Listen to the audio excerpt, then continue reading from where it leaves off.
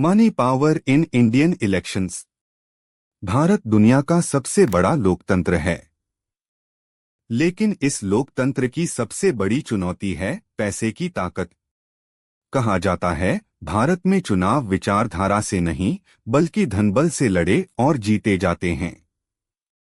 तो आइए समझते हैं भारतीय चुनावों में मनी पावर की असली भूमिका। शुरुआत। The background. 1952 में पहला आम चुनाव हुआ, सादगी और जनभागीदारी से भरा हुआ। लेकिन समय के साथ चुनावी प्रक्रिया महंगी होती गई। पोस्टर, प्रचार, रैली, मीडिया और अब सोशल मीडिया कैंपेन। आज यह करोड़ों नहीं, अरबों का खेल है। चुनाव और पैसा, मनी इन इलेक्शंस। भारत में चुनाव आयोग ने उम्मीदवारों के लिए खर्च की सीमा तय की है। लेकिन असलियत यह है कि पार्टी और उम्मीदवार घोषित खर्च से कई गुना ज्यादा खर्च करते हैं। काला धन और कॉरपोरेट फंडिंग इसमें सबसे बड़ी भूमिका निभाते हैं। चुनाव जीतने के लिए पैसे से वोट खरीदे जाते हैं, कभी सीधे नकद, कभी शराब, कभी गिफ्ट के रूप में। मनी पावर के असर, इम्पैक्ट ऑफ मनी पावर। इसका असर साफ दिखता है।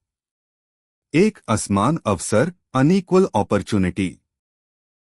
अमीर उम्मीदवार आसानी से चुनाव जीत जाते हैं, जबकि आम आदमी पीछे रह जाता है। 2. भ्रष्टाचार, करप्शन। चुनाव जीतने के बाद नेता खर्च की भरपाई करने में लग जाते हैं। 3. नीति पर असर, पॉलिसी इन्फ्लुएंस। जो कॉरपोरेट फंड देते हैं, बाद में वही सरकार की नीतियों को प्रभावित करते हैं। सुधार और प्रयास, रिफॉर्म्स एफर्ट्स। पैसे के इस खेल को रोकने के लिए कई कदम उठाए गए। चुनावी खर्च की सीमा तय की गई। इलेक्टोरल बॉन्ड लाए गए ताकि दान पारदर्शी हो।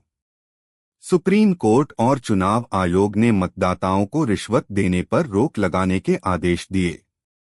लेकिन सच्चाई यह है कि इन कदमों से बदलाव सीमित ही आया है। निष्कर्ष। धनबल भारतीय लोकतंत्र की सबसे बड़ी कमजोरी है। जब तक चुनाव विचार और मुद्दों पर नहीं बल्कि पैसे और ताकत पर लड़ेंगे, तब तक असली लोकतंत्र अधूरा रहेगा। तो सवाल है, भारत का अगला चुनाव पैसे की ताकत से जीतेगा या जनता की ताकत से? भारत में नए राज्यों का गठन। भारत एक ऐसा देश जहां हर भाषा, हर संस्कृति और हर क्षेत्र की अपनी पहचान है। आज भारत में 28 राज्य और 8 केंद्र शासित प्रदेश हैं। लेकिन क्या आप जानते हैं कि ये सभी राज्य हमेशा से ऐसे ही नहीं थे?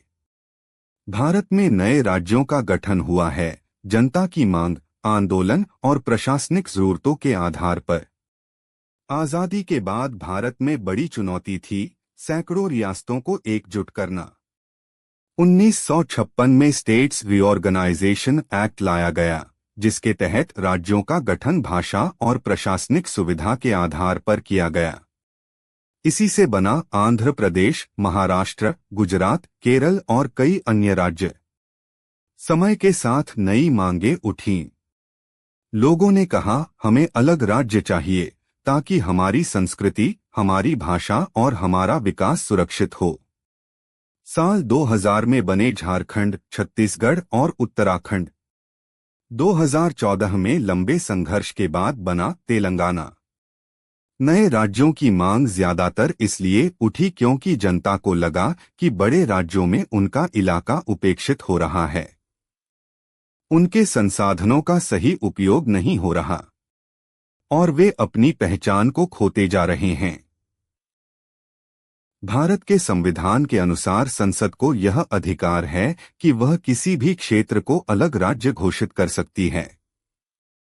लेकिन यह प्रक्रिया आसान नहीं, इसमें जनता की आवाज, राजनीति और क्षेत्रीय संतुलन सबका ध्यान रखना पड़ता है।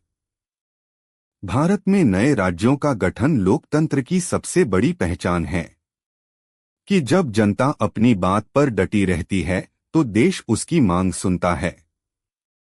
पर हर नए राज्य के साथ एक सवाल उठता है, क्या छोटे राज्य ज्यादा विकास लाएंगे या सिर्फ नई राजनीति को जन्म देंगे?